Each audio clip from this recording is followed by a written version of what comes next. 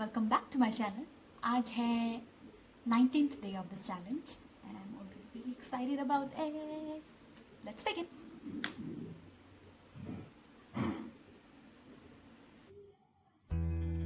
Alright, तो आज 19th day है चैलेंज का और हम काफ़ी पास हैं इस चैलेंज को ख़त्म करने के लिए और मैं बहुत खुश हूँ।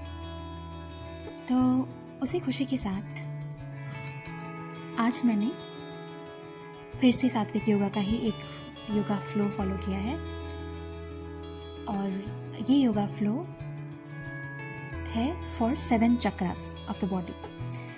तो मैं उसका लिंक अपने डिस्क्रिप्शन में मेंशन कर दूंगी। आपको अगर वो योगा फॉलो करना है, सीखना है, तो आप उस लिंक पर विजिट कर सकते हैं, चेकआउट कर सकते हैं उस लिंक को। तो पहला आसन था मल आसन। मूलाधार चक्र के लिए मल आसन। इसके भी बहुत से बेनिफिट्स हैं। डाइजेशन में काफ़ी हेल्प करता है, हिप मोबिलिटी काफ़ी अच्छी होती है, फ्लेक्सिबिलिटी अच्छी होती है एंड बहुत सिंपल आसन भी है।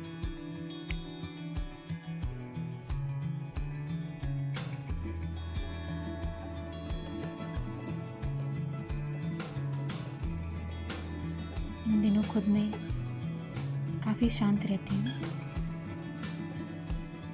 अपने बिजी रहती हूँ।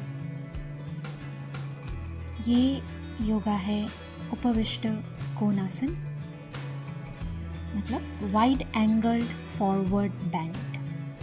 वाइड एंगल फॉरवर्ड बेंड ये बैक पेन के लिए बहुत अच्छा है और इनर थाइस काफ़ी स्ट्रेच होती है। इसमें हल्का सा पेन महसूस होगा अगर आप ये करेंगे तो इनर थाइस में, बट बहुत अच्छे से स्ट्रेच हो जाता है inner thighs, which is very good for health.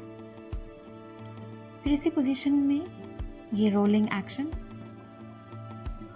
Extra benefits के लिए for the back and for the arms.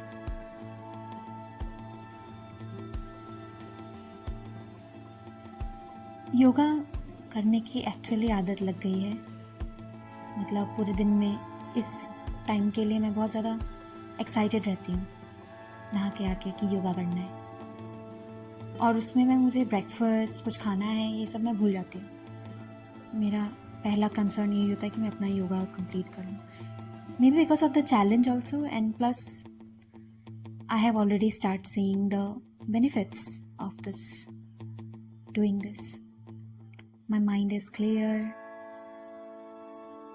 and इन दिनों एक अलग टाइप का कॉन्फिडेंस अपने आप में फील कर रही हूँ कि जैसे मैं सब कुछ कर सकती हूँ, जैसे सब हो जाएगा, जैसे अपने पुराने बचपन के सपने, जैसे जो भी सपने, जो सपनों पर मैं गिव अप करने ही वाली थी, जैसे कि वो फिर से मैं कर सकती हूँ। ये एक कॉन्फिडेंस सा मेरे अंदर है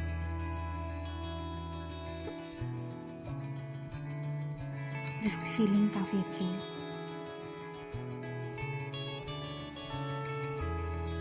मुझे लगता है कि किसी भी काम को करने के लिए स्किल के साथ साथ आपका कॉन्फिडेंस होना भी बहुत ज़रूरी है, बहुत ज़्यादा ज़रूरी है कॉन्फिडेंस। अगर आपके पास वो स्किल है और कॉन्फिडेंस नहीं, तो आप गलती कर सकते हो। मेरे साथ ये बहुत बार हुआ। मैं पहले इतनी कॉन्फिडेंट नहीं रहती थी, भले ही मुझे चीज़ें आती थी, मुझे ऐसा लगता था जैसे कि मुझे प्रूफ करके दिखाना होगा, मुझे प्रूफ करना होगा कि मुझे ये आता है, और उसके चक्कर में, उस नर्वसनेस में मैं गलतियाँ करती। बट अभी मेरे अंदर काफ़ी ये स्टेबिलिटी है। I don't no because of the life experiences और व्हाट, और may be because I have started doing yoga from long back, और मेरा योगा से नाता बहुत पहले से है, जैसे मैंने पहले भी कहा है। तो हो सकता है उसकी वजह से भी हो। योगा के काफ़ी सरल बेनिफिट्स हैं, सिर्फ फिज़िकल बेनिफिट्स नहीं, योगा के बेनिफिट्स मेंटली भी हैं, और ये मैंने खुद एक्सपीरियंस किया है, मैं ऐसे ही नहीं बोल रही हूँ। इट लाइटन्स योर मूड, आपका मूड लाइट रहता है, आप चीज़ों पे अटैच नहीं रहते हो, चीज़ों को छोड़ना सीखते हो, और जो कि बहुत ज़रूरी है हमारी लाइफ में कि हम चीज़ों से अटैच ना हो। ये है अंजनी आसन, ये आपने मुझे पहले भी करते हुए देखा होगा, अंजनी आसन।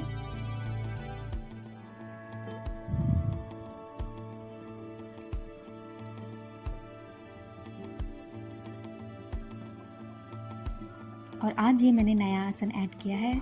ये आसन कोर के लिए काफ़ी अच्छा है, और मेरे को कोर के आसन में बहुत दिक्कत होती है, मतलब मैं लिटरली वाइब्रेट कर रहे थे while I was doing this, but I had to do this क्योंकि ये भी सीखना है मुझको, और मैं अब से इसको रेगुलर करूँगी इस वाले पोज को। इसको नाव आसन कहते हैं, नौका आसन भी कहा जाता है। ये हमारे कोर को स्ट्रेंथ करता है और डाइजेशन भी इम्प्रूव करता है, और ये थोड़ा सा उसका extended version where I am also adding leg movements with this boat asana, boat pose.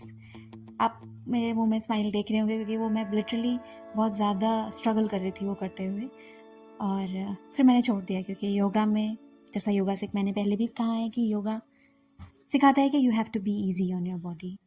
अगर आपसे कुछ चीज़ नहीं हो रही है तो आप जितना हो रहा है उतना करिए, जितना आपसे हो पाता है उतना करिए। आपको अपने बॉडी को फोर्स करने की कोई ज़रूरत नहीं है, आप धीरे धीरे उसको सीख लेंगे।